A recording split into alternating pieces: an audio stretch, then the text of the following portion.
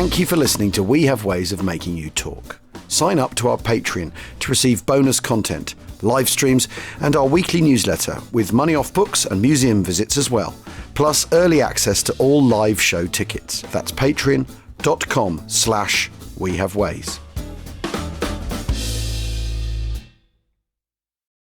What's up? It's me, Don Tolliver. If I could describe the open earbud, I would describe it as very seamless. It's like you clip it onto your ear, and then sometimes you can forget it's there, but it's not going anywhere because it's like clipped. It's kind of crazy.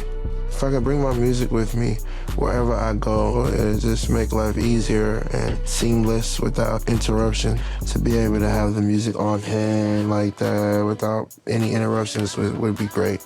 Check out Bose.com for more.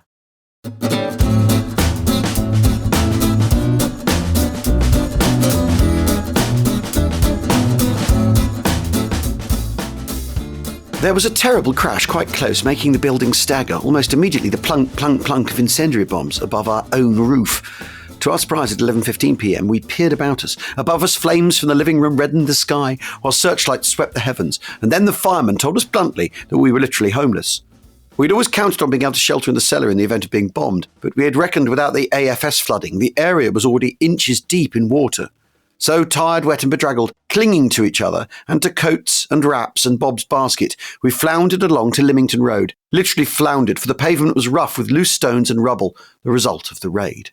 That's Gladys Cox's diary for the 3rd of October, 1940. It's a wonderful diary, that, actually. She's an incredibly likeable person. She's a bit of a fusspot, but she writes beautifully. Her descriptions of London and during the Blitz and the scene she has, she's up in sort of Hampstead Way, so, you know, she's looking down on the city. And it's a wonderful diary, never been published. It's in it sort of languishes in the Imperial War Museum.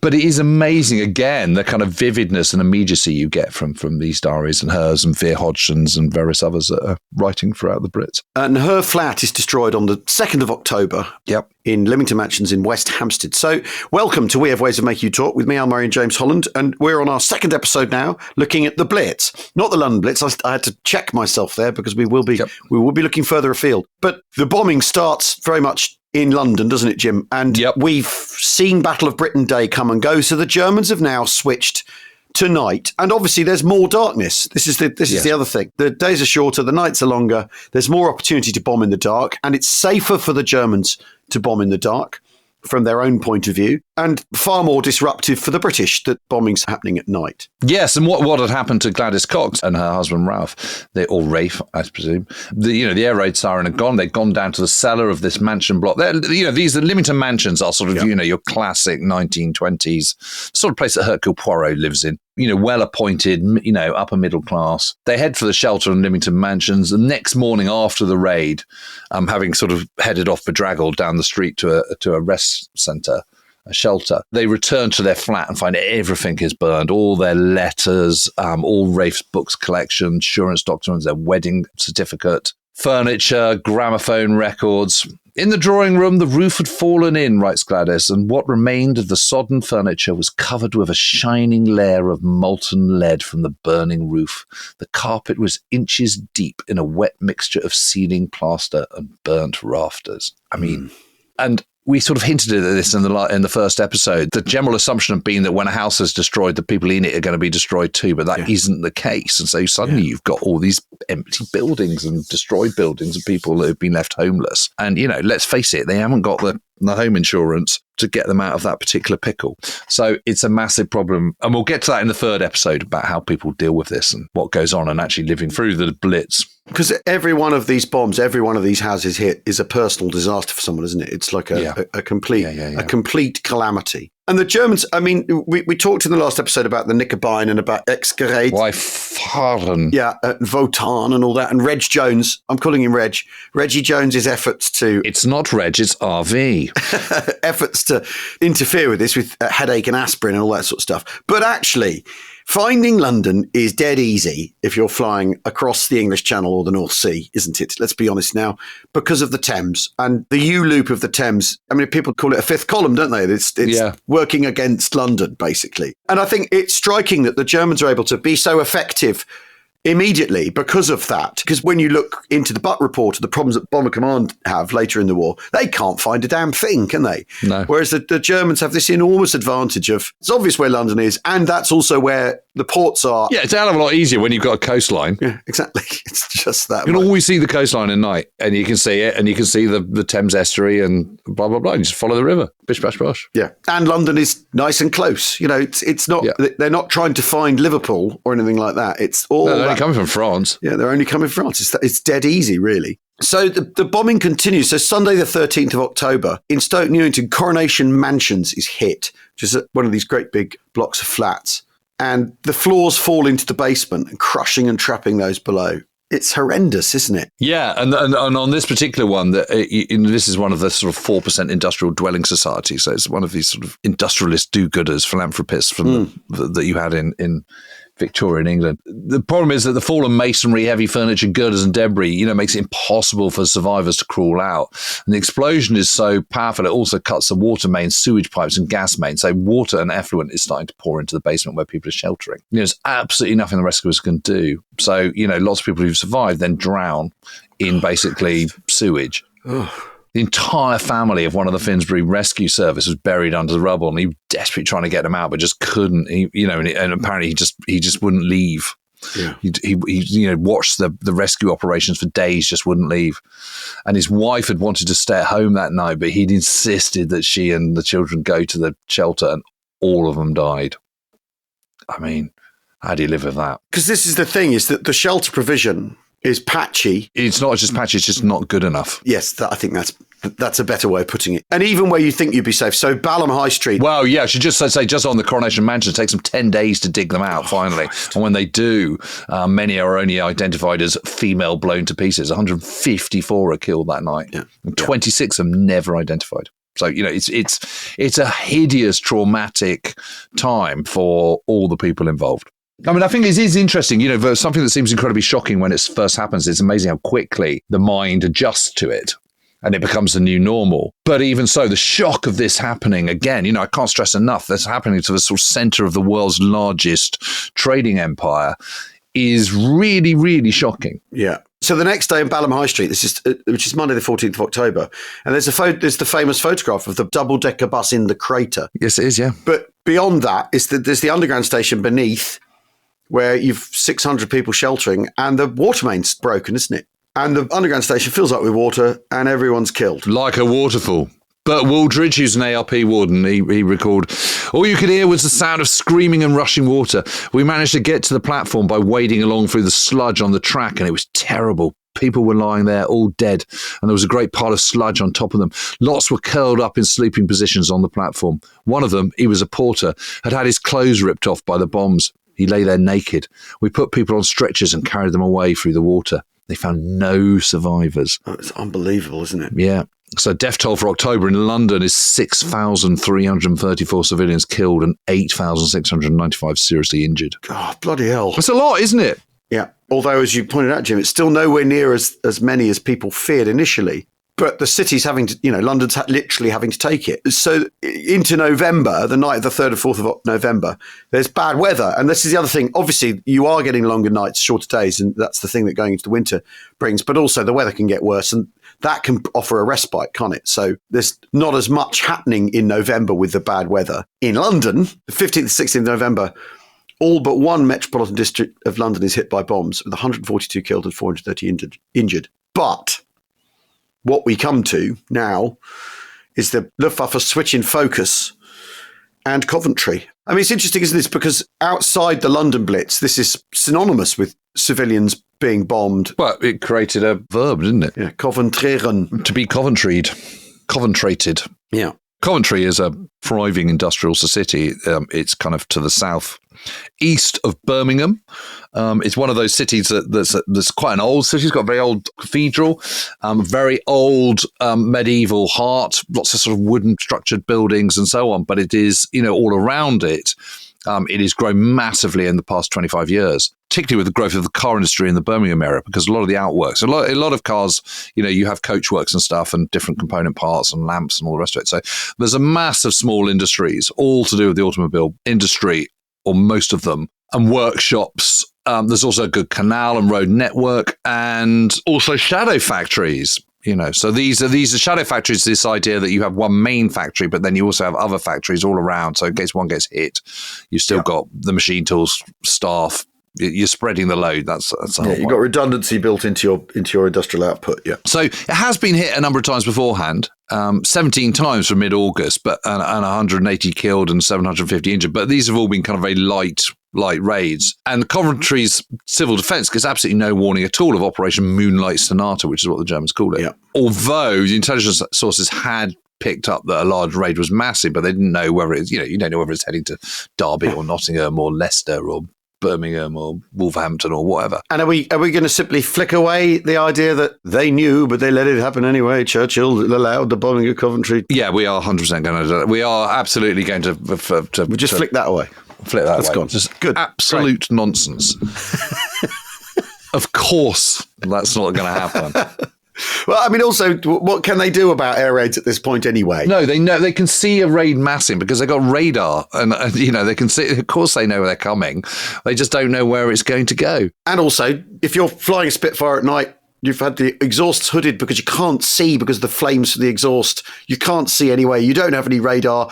You're trying to be vectored onto bombers by radar as best you can, but the radar's not particularly accurate. Yada, yada, yada. So there is no way of defending from this. Anyway, so that it's 450 aircraft using Exec to guide them to Coventry. Yeah, so this is led by the Heinkels of KG 100, KG being Kampfgeschwader bomber group. Yeah, and it's 2 waves. It's perfect bombing conditions. And this is one of these moments in the history of area bombing where the weather conspires to help the enemy. It is the perfect raid, in terms of the gaps between the raid, the fires which are raging, the second wave being able to fan them, just a light breeze, full moon, clear skies.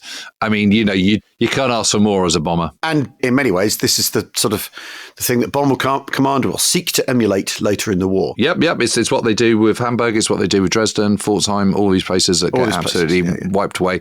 When a city gets completely wiped out, it's because the weather conditions are perfect, and the gap between the waves of bombers is also timed to perfection. Yeah, everything's chiming together. So the first wave's over at 7:20 p.m. It's interesting how early it is, isn't it? Because you think of it, this all happening after midnight or whatever. Yeah. But so it's only dark by then in November. Well, yeah, exactly. Clock's gone back and so on, dropping a mixture of high explosive and more than 10,000 incendiaries. Yeah. They start 8 major fires, a mass of smaller blazes. Soon you can see the city from miles away, which means the second wave, again, if the raid goes well, clear sky. You don't need your excavate. Flickering red glow on the horizon. Oh, that'll be it then. Fly in that direction. Yeah, exactly. And the second wave turns up and magnifies the existing fires. And the all clear's not signaled until 6, but the electricity's down, so there's no sirens in the city centre. Yeah, there's just this faint, eerie echo of the white signal. You can just hear it faintly. It's all very kind of spectral. But there's this fantastic diary by an ARP warden called J.B. Bramwell, and he just, he notes it all down, and it's worth just going through, don't you think? Yeah, definitely. So at 18:40 hours, he's on duty. At 19:12 hours, the red warning, bright moonlight. At 19:20 hours, incendiaries from northeast to southeast, completing circle. Later from southeast to northeast, all round city. Large fire developed 47 degrees. 19:30 hours, inner circle of incendiaries catching Cathedral, Palace Yard, Broadgate, Barclays and Owen, all round the tower. This is amazing. A minute later, 1931, high explosives, Corporation Street, Foles Hill and Radford. 1932 hours, number 3 reports. So number 3 is the ARP post. It's the number of the post. Yeah, so this is all the comms coming in. Number 3 reports fire in the Pool Meadow area, confirmed as a gasometer fire in Gas Street. At 1940 hours, this is all happening very, very fast. Cathedral blazing fiercely, high explosives falling all over and around city centre. At 1941 hours, number 7 post reports change of phone for present. And then 50 minutes later, roughly, at 8:30, 20:30 hours, number 6 post reports small red flashes from behind St Paul's Tower, Foles Hill, about 100 to 200 feet. Light soon goes. Also seen by number 1 post, Entwistle, in the centre of town while explosive incendiaries were bursting around, coming from all directions. Number 1 post sees landmine coming down by parachute. 20:56 hours, phone out of order and tower vacated. So exclamation mark. Yes, the fires are coming for them. 20:59, number 1 post revisits tower and reports huge fires, many high explosives, landmines, etc., and vacates tower. Not a minute too soon. 2100 hours, tower hit by high explosive. I mean, this doesn't sort of suggest anything. I mean, I like it for its kind of just sort of bland kind of matter-of-factness. Yeah. But just to really stress this point, at 8:59 p.m., bombs are coming down, landmines and so on, so they decide to vacate the tower. Yeah. 1 minute later at 9 p.m, the tower is hit. The tower is hit, yeah. Run for your lives, lads. Yeah, absolutely. Yes. Run for your lives, lads. I mean, probably better. Probably. I mean, there's none of that in this, but it's all in it, isn't it? At 9:30, 21:30 hours, buildings shook many times, and fires are being allowed to burn and develop as fire brigades have insufficient water pressure. I mean, domains being hit. It's the same problem they had in London. At 12 minutes past midnight, light failed. The city is now without electricity, gas, water, and many roads are blocked. 12:15 at 00:15 hours. Fires developing all over the city and uncontrolled. Again, another exclamation mark. A minute later, part of cathedral roof falls in.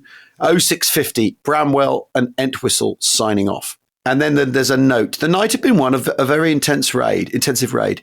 The main feature has been the lack of water for firefighting. The Cathedral, Jordanwell, High Street, Broadgate, Palace Yard and Bailey Lane suffered mainly fire damage. And then he has his log the following day. He goes, fires still burning unchecked all around the city centre, craters and rubble in the streets.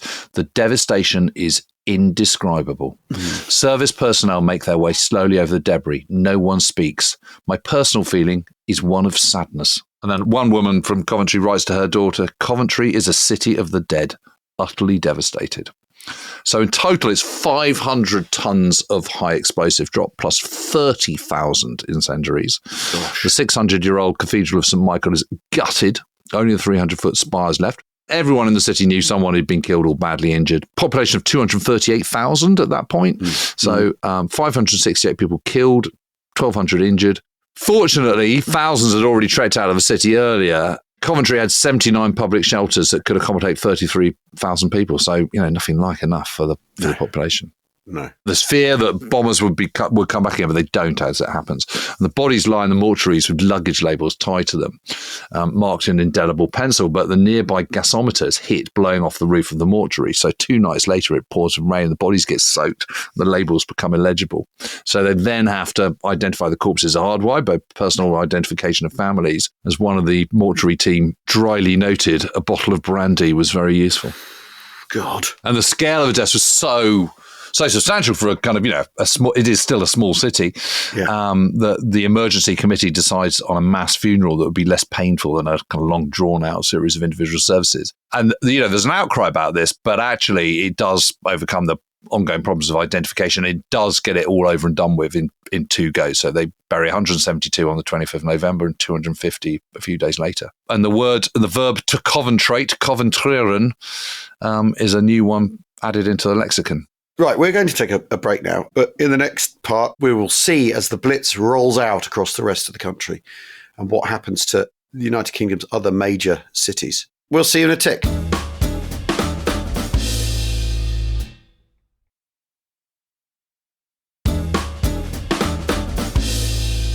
Welcome back to We Have Ways of Making You Talk. This is part two of our Blitz series. So Coventry has been Coventryed, and now Coventryed. The Germans start shifting their attention to the rest of the UK's major cities. So Birmingham, which isn't far from Coventry, and of course is famous for being the sort of war workshop of the British Empire. Yeah, and also the kind of, the centre of the car industry and vehicle industry in the UK. Badly hit on the 19th of November and then 4 consecutive nights. The BSA factories hit at Small Heath with 50 workers killed and wounded. The GEC and Lucas plants both hit. Yeah, they make lights. Electrical stuff. And shops, churches, obviously. 70 factories are hit, but only 4 destroyed. 800 people killed, 2,000 injured, 20,000 made homeless. There must have been a feeling, I don't know, that is it going to be your turn tonight in all the major cities in the UK? Like, is it going to be us this evening? Is it going to be us that cops it? Yeah. Because, and this is the thing that the Germans suffer, is air raid sirens go off as soon as aircraft come overhead. So they might be flying overhead, but not for you. Yeah. And you don't know until the bombs start falling. If they're coming to Birmingham on the 19th of November, if you're in Coventry, you're going to think they're coming to Coventry because they're almost certainly going to be flying over Coventry to get to Birmingham. And you're going to hear them and go, oh, here we go. And you'll be up all night with the sirens going on and all the rest of it. Yeah. So Merseyside is, that's the Luftwaffe's number one target outside London. So that includes Liverpool, Birkenhead, Bootle, Wallasey. Mersey, of course, the Mersey River is lined with granaries, power stations, dry docks, gasworks, and it is the major transatlantic port in England. So in September, 300 killed, 600 injured, 300 plus are killed again in October. So it is repeatedly hit. Very badly hit on the night of the 28th, 29th of November. 350 tons of HE, high explosive, dropped, plus 30 large landmines, of which 8 failed to explode, interestingly, and 30,000 incendiaries. So, that is a similar scale to Coventry. But the conditions aren't as good. Damage is extensive, but not as bad as it was. Yeah. But the worst incident of that night is the Ernest Brown Instructional Centre in Durning Road, Edge Hill. 300 people sheltering in a basement, including a number who've been crammed themselves in just as the raid begins. So, they're suddenly caught short. They think, oh, yeah, right, run to the nearest shelter. 1:55 a.m., the school is hit by a parachute mine. It's an absolutely massive one. And the 3-story building collapses, crushing many in the shelter below. So those trapped are then once again flooded by burst mains. God. And there are some really, really terrible stories. So Joe Lucas is a child, one of 6, and off school with whooping cough. And others in the shelters have been complaining about his coughing. So his mother decided to keep him and his baby sister Brenda at home, but send the other 4 children under the charge of the eldest, Florence, who is 17. All 4 are killed. So Florence, George, who's 11, Francis 9, Winifred 7. And Joe Lucas, who survived, went on to say, the trauma of that night was so terrible that for 6 months my mum couldn't speak. She never spoke a word. So in all, 164 are killed in that one building. God. Portsmouth, Southampton, Bristol also hit. Bristol, of course, is home to the Filton Aircraft Factory and there's Avonmouth Docks as well. It's a major raid on the 24th of November. Shopping centre badly hit, more than 70 large fires, each needing at least 5 pumps to fight. And that means 350 pumps in all needed, but Bristol only has 224. And the fire brigade, as it is nearly 80 men short. So the city burns and 200 people died when, had they got more resources, it might not have done. And of those 200 people that die, that includes 8 firemen, 22 ARP wardens, 2 ARP messenger boys, and 2 ambulance drivers. One of the things that is quite clear is that the Germans know where to bomb, don't they? There's nothing secret about where any of these factories are. There's nothing hidden, is there? Yeah. And before the war, there will have been enough sort of transmission of that kind of information from Britain to Germany about, where is the Filton Aircraft Factory? Germans will have been to see it. They know. And because of Britain's proximity to the French coast, you've got this very peculiar, the vulnerability of the country to this sort of attack really is quite pronounced in a way that getting to a ball-bearing factory deep in Bavaria is a completely different ballgame, isn't it? Totally different kettle of fish, isn't it? It's fascinating. And that the Germans don't have strategic bombers, but so what in this set of circumstances? What difference does that make? None, in effect. Well, the only difference it makes is that instead of having 4-engine bombers that can carry up to 10 tons like a Lancaster, they've got twin-engine bombers which can carry basically the same as a B-17. Yeah, but they're doing fine. Well, they're causing a huge amount of destruction because most of Britain's cities are really, really old. And the hearts of all these cities are full of old buildings, which have lots and lots of wood in them. So they're absolutely ideal for incendiaries, and lots of lead, which melts. A comparatively low temperature. These are not sort of modern cities of breeze blocks. This is not like going to Malta where all you're hitting is stone. These are very, very vulnerable cities and very densely packed. Because don't forget also, most of these cities, the street formation was all laid out in an era before, heavy lorries and big vehicles and SUVs. There's a reason why even to this day you're still struggling to get your Audi Q5 in because, they're narrow streets and that means the buildings are close together, which then means they're easier to catch fire and one to spread the flames to another, et cetera, et cetera. And, one of the things that's completely shocked me is while we've been researching this, we've also been looking at photographs as well as the maps of the bomb damage. And the photographs, the destruction is just absolutely untold. There's a reason why when you go to Portsmouth, it's pretty gopping for most of it. And Southampton or Plymouth. Yeah. We'll get on to Plymouth in our final episode. I mean, it is an absolute horror story. Yeah. These centres of these towns, Exeter, Plymouth, once absolutely beautiful, ancient, medieval cities, cathedral cities, are just absolutely gutted. There's not a a single major city in the country that doesn't get hit. Actually, possibly, even Salisbury gets hit, but not badly. But I mean, all of them, all the major industrial centres, all the major ports, they all get absolutely hammered. Portsmouth, Southsea, Gosport, Southampton, Plymouth, Falmouth, Exeter, Cardiff, Swansea, Hull, Grimsby, Clydeside, Merseyside. Worst raid on London in 2 months is on the 8th of December. 400 aircraft, again, this is quite decent numbers, dropping 380 tons of high explosive and 115,000 incendiaries. God. Then there's a bit of respite while the Luftwaffe hammers the north, especially Sheffield. Operation Crucible. I mean, someone's got a sense of humour. Isn't that the great theatre? Isn't that where they play all the snooker, isn't it, in the Crucible? Yes, mounted on the 12th of December. The damage is bad, but the bomb was returned 4 nights later and makes 6,000 homeless, 750 listed as dead, 1,200 business premises damaged, additional hardship and loss of jobs as a result of all that. Merseyside is hit again on the 20th of December, docks set ablaze, raids even heavier the next night. St John's Fish Market, which is packed with Christmas poultry, is burned. St George's Hall, I can't imagine what that would have smelled like. Yuck. Yeah. St George's Hall burned, Law Library burned down. I know this because Rachel burnt the chicken stock the other day and the whole house was absolutely horrendous. Really horrible. The smell of death. Law Library burned down, Liverpool Leeds Canal is breached, railway goods station at Canada Dock flooded, Parish Church of St Nicholas Pierhead gutted. Even Manchester doesn't escape 2 nights on the 22nd and 23rd of December. And then there are no raids on Christmas on the Führer's order. I mean, he's all heart, isn't he? He really is. I mean, this is relentless, isn't it? Yeah. When it's laid out like this is absolutely relentless. And you can completely see why people are 4 years later are chalking on their gliders on their way to Normandy. This is for Coventry. Well, that's the thing that's been really tugging at me, I've got to say, is this I just keep thinking, you can understand why there wasn't a lot of sympathy for the Germans when we did it back. Yeah. And all these scenes that we're describing, it is times 50 in Germany.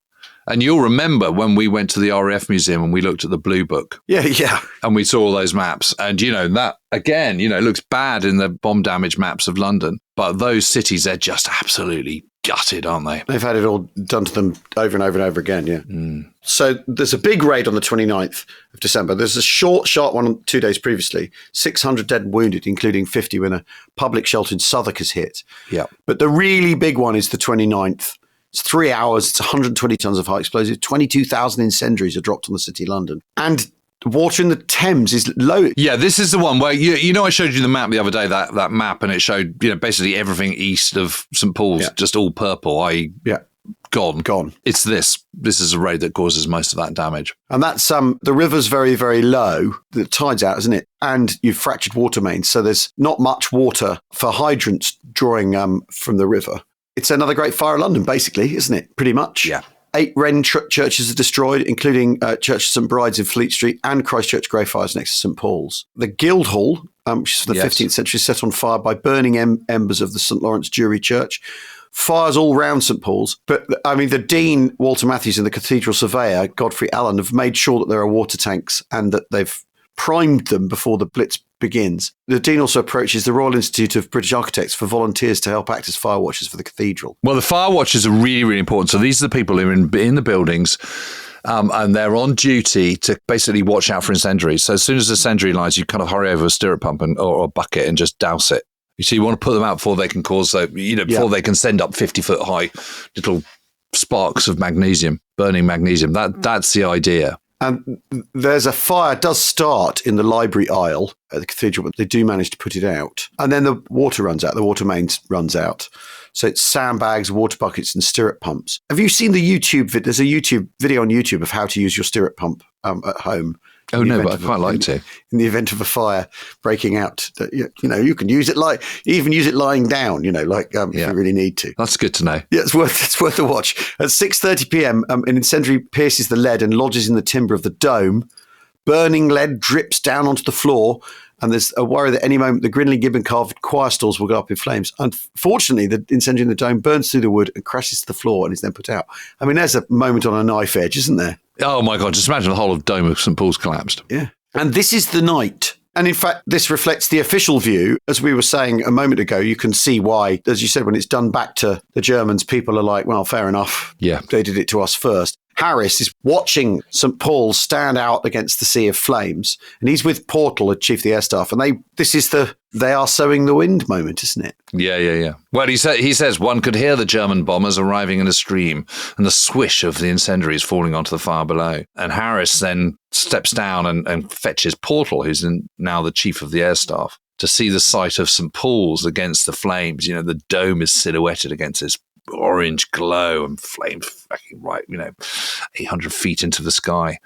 And they watch mesmerized, and as they eventually turn and go back down, Harris says to him, well, they are sowing the wind. And boy, do they get it. This is interesting, isn't it? Because we're past sort of peak invasion scare, but this idea that, well, give us time and we'll give it back to them in greater measure is right at the heart of the air staff. People are talking like this. They're not going, oh God, what are we going to do? Are they? They're saying, once we've gathered our skirts, get even. We'll get even. Don't get angry, get even. Yeah, it's very interesting, isn't it? As a yeah, mood. it really is. I think you like to think you're kind of holding on to your moral compass, but you can imagine if you've seen the scale of devastation that has rained down on England and the wider UK in 1940-41 during the Blitz, your sympathy is going to be pretty low for Germans and German cities, isn't it? Yeah. They started it. Yeah, definitely. What do you expect?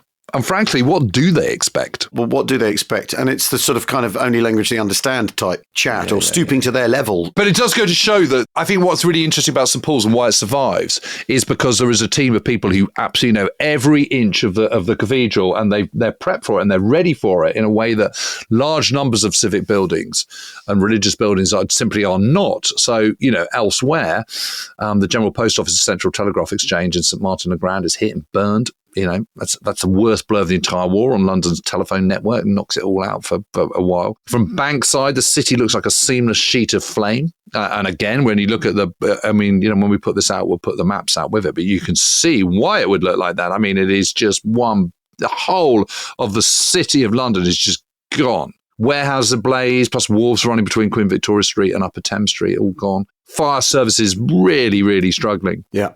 St. Guy's Hospital has to be evacuated, and the next morning commuters had to pick their way through the debris, broken glass around bomb craters. Whole of Cannon Street east of Bread Street are burned down. And Dorothy Barton, who's one civilian who sees St. Paul's the next day, she says, I felt a lump in my throat because, like so many people, I felt that while St. Paul survives, so would we. It's fascinating, isn't it? You cling on to these things. So Barton crosses London Bridge and sees a group of exhausted firemen with smoke-blackened faces, sort of spontaneously, and a bunch of office workers burst into cheers as they pass. I mean, it's amazing. Barton says, I was in tears as I walked along. It was such an emotional moment. I don't think that anyone should ever forget that firemen were the heroes during the entire war. And I've got to say, one of them was my grandfather, Walter. Really? Yeah, he survived being gassed at Passchendaele and was working as a hatter in St. James's. He'd been a stockbroker, lost everything in the crash. Right. Then became a hatter and was a member of the Auxiliary Fire Service. Wow. Yeah. So she finally gets to her office and realises it's the only one still standing.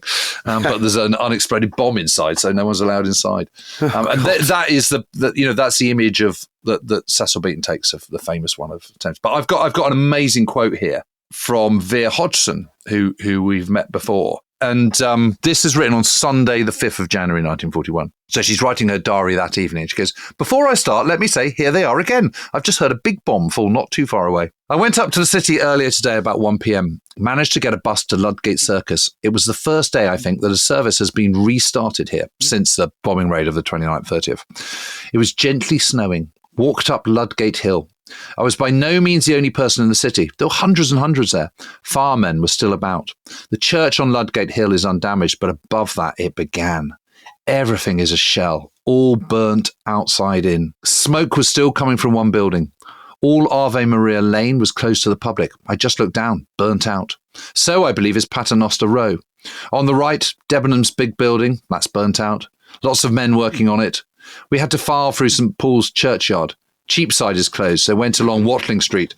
On left, only remains of buildings. Friday Street, just vistas of destruction wherever one looked. Went along Bread Street into Cheapside and saw poor Bow Church still looking down so sorrowfully on the ruins around. Went along Coleman Street. That is pretty well gone. St. Stephen's just has walls. I found Guildhall roped off. Union Jack was flying bravely over it. St. Lawrence Jury, the church that caused the Guildhall to ignite, was only a shell. Got back to Moorgate, and the left side took part in the blaze. The station closed. Just one mass, all behind of charred walls. Rope makers and Chiswell Street were blown up in part.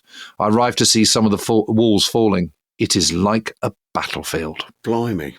And these are all these places that, you and I and anyone who's ever been to London all know, these are very, very familiar names, aren't they? That's very, very vivid, isn't it? Crikey.